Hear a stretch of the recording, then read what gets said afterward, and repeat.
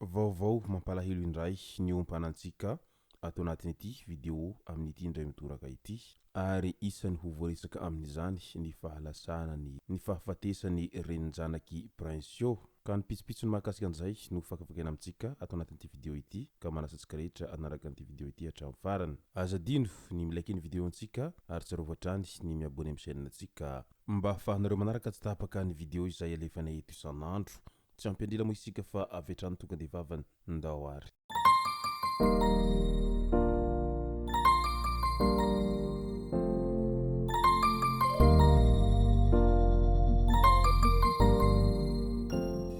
Ny tonga tsy miarahaba honony namantezitra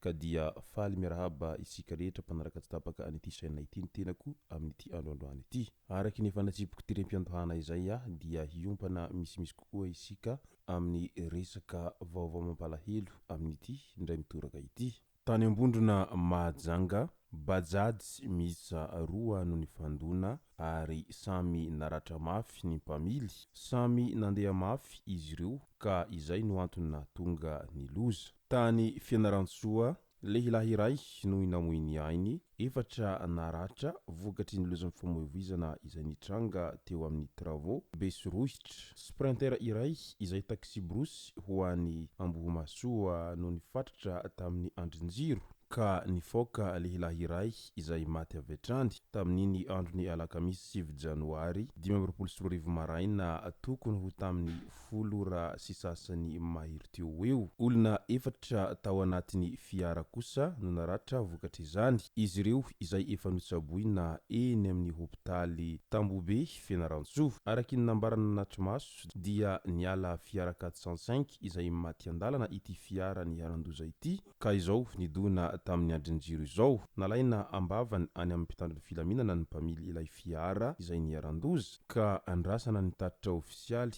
avy amin'izy ireo. Hanatra moramora ihany rehefa mandeha ianareo, indrindraindrindra ianareo izay mitondra fiara na ihany koa fitaovam-pitaterana izay fa mety hanimba ny hafa na ihany koa hamozana in'olona raha toa ka tsy mitandrina ianareo ary mety handeha hatramin'ny ainareo aza izany raha toa ka mitohitohy izany fandehananareo mafy sy ny tsy fitandremanareo izany. Any Sambava indray zaza izay kilasy fahaenina ao amin'ny CG Andamoty namela taratasy dia tsy hita intsony nanomboka tamin'iny androny afako maliny. Ampahan'ny soratra tamin'ny taratasy napetrany tao an-tranony hoe aleo zaho mandeha toy izay ianareo misaraka, misaotra ny vitanareo fa zaho mina na maty na tsy maty tsy maintsy mandeha ary samy tsara amin'olo jiaby izay mahay izao. Tonga soa Herimina Brigitte na Minakely no anarany. Monina ao Andranoalanina Fokotany Ambodisatrana faharoa ary mitady azy sy ny fianakaviany hatramin'izao ora itenenantsika izao. Vony olona atao Andalambe Mahitsy Fokotany Androkaroka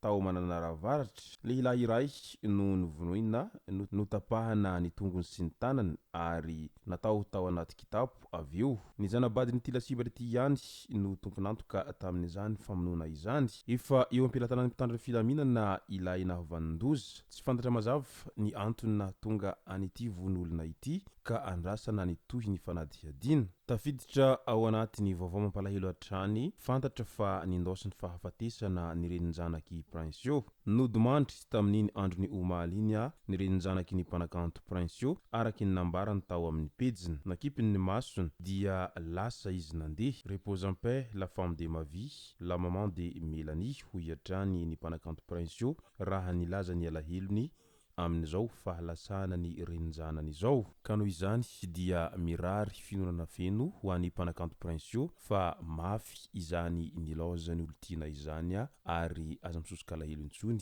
ainganeka ho tsary levenana ny maty. Eo amin'ny resaky ny doro-tanety indray dia tany ampitan-dranomasina tany Los Angeles marimarina kokoa izay nahitana doroala goavana any amin'ny faritra andrefany Etazonia iny. Velarantany maheny ny 900 hara no may tao Los Angeles ary imponina manodidina ny 30 no tsy maintsy nafindra toerana vokatry izany tao amin'ny tanànany Pacific Palisade izay feno vila amina tapitrisa dolara no ny andohan'ny afo tamin'iny afako maly maraina iny feno setroka ny tanàna ary fotodrafitrasa maro no efa simba vokatry izany rehetra izany midika izany fa na ny any ampitandranomasina koa dia ahitana an'ity resaka doroala lava ity eo amin'ny resaka fiakaran'ny vidim-bary indray raha vao miresaka vary isika dia misy fiantraikany mivantana amin'ny fiainan'ny malagasy ary tsy isan'andro fa andavanandro ny fiakaran'ny vidim-bary ho iatrany Andriamatoa Andry Rajoelina tao anatin'ny filan-kevitriny minisitra tsy voamarina ny vidim-bary izay ampiarina eto an-toerana ho iatrany ny nambarana tany amin'ny fariny Andrakiba indray tany Antsirabe tany tovovavy kely miisa 2 no hita faty 7 taona ny iray ary 12 taona ny iray tovovavy kely miisa 2 izay 7 taona sy 12 taona io no hita faty tsy nisy akanjo intsony teny ankodiny tao amin'ny fariny Andrakiba Antsirabe ny alatsinainy fa 9 ny volana janoary sy ny talata fa 7 ny volana janoary 2024 lasa teo iny niaraka tamin'ny vehivavy iray izay azo lazaina hoe mpanampy n'izy ireo ihany izy ireo nandritra izay tsy fahitana azy ireo izay ary noho ny aveo dia tsy hita intsony ilay vehivavy mpanampin'izy ireo mandraky teny androany ka ahina ho niharany fanararaotana aranofo ireo zaza ireo raha ny angom-baovao voaray avy any an-toerana hatrany mahakasika an'izao raharaha izao tany Toamasina indray nona ny olon-dehibe iray izay tratra nangalatra mofo tao anatin'ny magazay iray tamin'ny andro ny 7 janoary 2024 iny tinana mafy za fa tsy fananiko hangalatra ka dia mifona ho izy rehefa tratra tsapan'ireo tamin'ilay magazay ny mahazo azy navelan'izy ireo nandeha izy noho ny aveo midika izany fa tena mafy ny fiainana amin'izao ankehitriny izao ary efa tsy vitsy amin'ny olona no tsy afaka